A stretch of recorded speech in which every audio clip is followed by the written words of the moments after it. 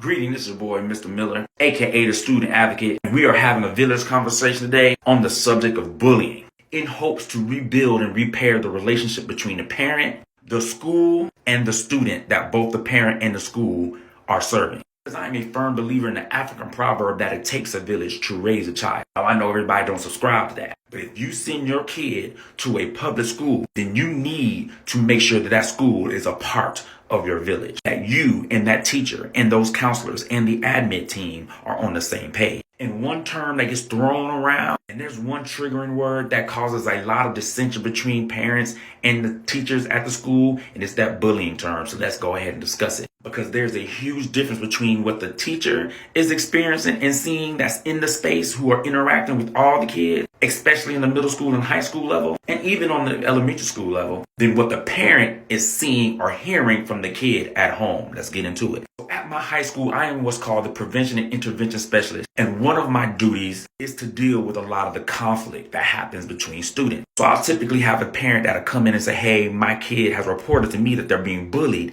at the school, and I want to know what the school is doing about it. I say, yes, ma'am, yes, sir. Let me look into it, and you'll hear from me by the end of the closing day. And generally, not in every case, but generally 9 times out of 10, this is what the real scenario is. I pull in the other kid and I say, hey, what's going on? And these two kids typically are in a conflict, usually happening on the internet. They're usually having some type of argument via their direct messages, via Instagram, between each other. One is texting the other texting back. And it usually starts from a small conflict. Oh, I heard you said something about me. Do you got a problem with me? Do you want to fight? And because most young folks don't have really good face-to-face communication skills, since most young folks, especially 14, 15, 16-year-olds, have had absolutely no model from any adult in most of their lives on how to resolve conflict, they immediately become aggressive with each other online. And what could have easily been a very simple resolution quickly escalates to a very aggressive situation.